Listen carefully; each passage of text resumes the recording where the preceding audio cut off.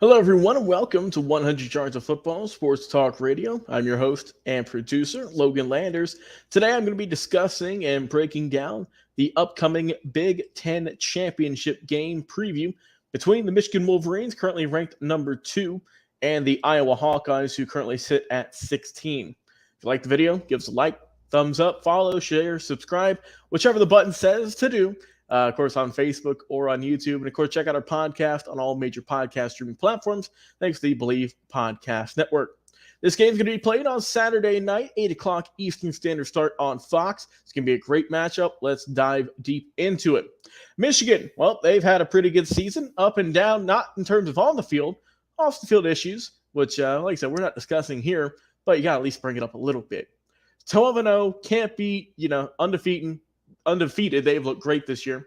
Haven't had Jim Harbaugh for the past few weeks. He will be back this game, ready to go on the sidelines. Michigan last week, we know they got the win against the Ohio State. Final score 30-24. I believe that was their third consecutive win over Ohio State. They have maintained bragging rights here as of late. And Michigan, let's break down this team, who they've got, what they've been up to. J.J. McCarthy starting QB. He gets it done. 2,483 yards for the young man. 19 TDs, 4 INTs. Has been sacked 14 times on the year. Blake Corum, your running back, closing in on 1,000 yards. 976 to be exact. 202 in terms of how many times he's gotten the ball. He's got 22 rushing touchdowns. Absolutely insane. Donovan Edwards behind him also is putting in some good work as a backup. 3 touchdowns. 354 yards for the young man. Now let's look at this team, at their receiving core. Of course, Roman Wilson, 11 touchdowns, 648, 40 grabs on the year. Colston Loveland, 37 grabs for 550. He's got 4 touchdowns. You got some good guys also like Cornelius Johnson, A.J. Barner. I mentioned Donovan Edwards. He can get on the backfield as well as on the getting some catches. And Samaj Morgan. They've got some good guys out there. But Michigan, let's talk about that defense, though. That defense is top notch. We know what they're about. We know what they can do. They've got some absolute stars with Junior Colson, Michael Barrett, Ernest Hausman, Makari Page, Derek Moore, Chris Jenkins. Jalen Harrell, Josiah Stewart, Mason Graham. There's so many talented guys on this Michigan defense. And then the secondary, you've got guys like Mike Santrissel, Josh Wallace, Quentin Johnson, Will Johnson. All of these guys are phenomenal.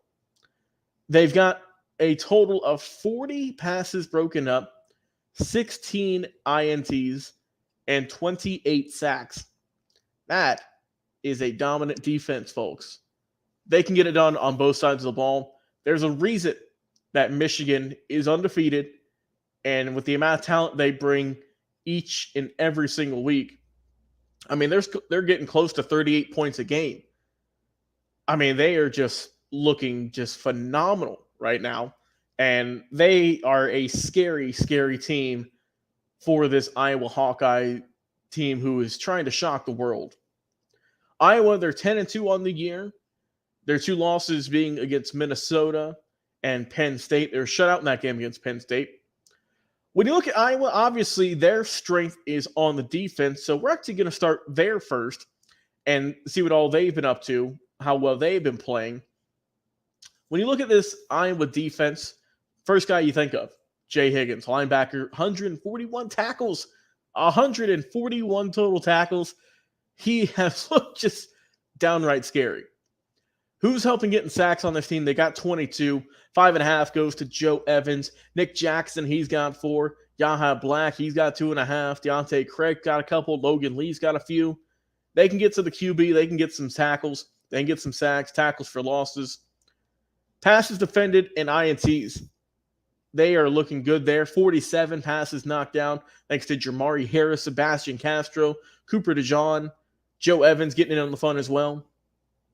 They got 10 INTs, double that 5. You've got Sebastian Castro getting in 3 on the season. That's leading your team. Cooper DeJean's got 2, and a bunch of other guys. Jay Higgins got 1, Quinn Scholl, Ethan Herkett, Jamari Harris, Xavier Nwanka. This team is just absolutely stacked on defense. And if you take away the two rough losses, right? The two losses to Minnesota and the shutout loss to Penn State. They've been getting it done. It hasn't been pretty. It has not been pretty, but they've been getting it done one way or another.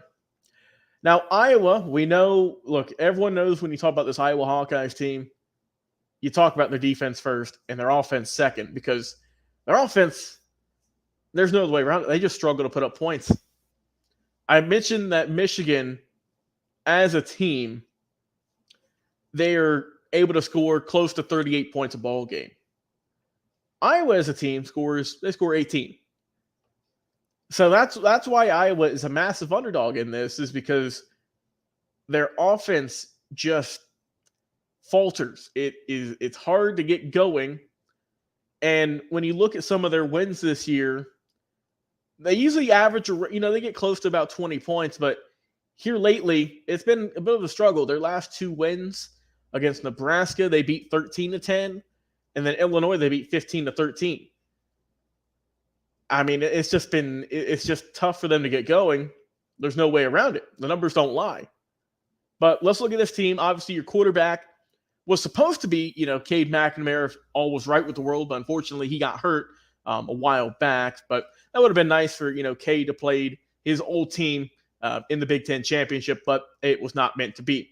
And Zekin Hill steps in on the year. Like I said, he wasn't the main starter, but still he's put in some decent work. 976 total yards, 5 touchdowns, 6 INTs. He's been sacked, though, something Iowa definitely has got to improve on, 16 times so far.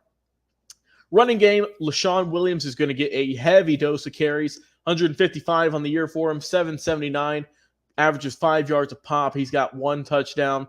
Caleb Johnson, 415 running yards. He's got 3 touchdowns. And then your receiving core, you've got some guys like Eric All, you've got Nico Regini, Seth Anderson, all those guys averaging over or getting over 150 yards at the receiving core. No player has over 300 receiving yards for Iowa. I had to double check. I had to refresh my screen to make sure that was correct. But yes, no player has over 300 receiving yards so far this season for Iowa. So, looking at this game, I personally think that Michigan is going to have a dominant performance. I think they're going to be energetic. I think they're going to be happy to see Coach Harbaugh back on the sidelines. They've gotten big wins without him, and I think they're going to be even more fired up with him. So, with that being said, I think it's going to be a big win for Michigan. Final score in this game, give me the Michigan Wolverines putting up, I'll go 34. I think they're going to crack that Iowa defense. So I'll go Michigan 34. I'll go Iowa 7. I don't like to be that, that far out. I like close games. I try to think they're going to be close games, but I just can't put it there. I can't. It's in my gut. I can't do it. So I got Michigan getting the big win in this one in the Big Ten championship and locking up their spot there in the college football playoff top 4. But I want to hear your opinions. Will Iowa get the massive, massive upset, or will Michigan take care of business and move on to the Final Four?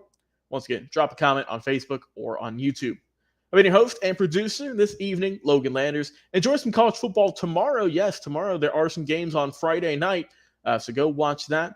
Also, check it out this weekend. We got a bunch of awesome games you can tune into and watch. I know I'll be doing that, but once again, guys, we thank you all for watching us, for appreciating us, for giving us likes, comments, shares, subscribe. It means the world to us. But guys, we'll talk to you guys on another live episode of 100